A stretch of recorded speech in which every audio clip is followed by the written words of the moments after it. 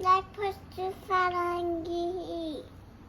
لک پشت فرنگی. مامان روزی چند بار مسواک میزنی خانم؟ قرمزه.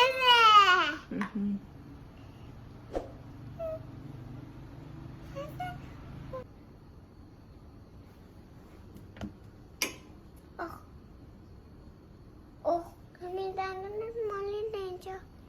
بله. موش شده.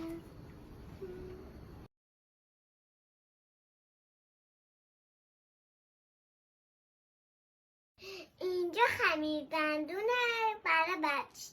این برای بچه هست. این برای مامان محبوبه است. این برای بابا بزاده.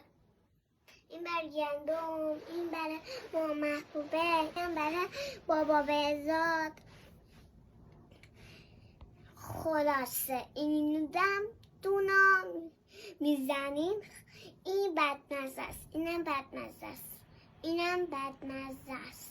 فقط میتونید آب بخورین روش تف کنین رو تو دستشویی. بعد شما مامانا از اینو برای بچه ها بخرین تا خیلی اینطوری نرم و سفید میکنن. اینا خمیر دندونا باعث میشه که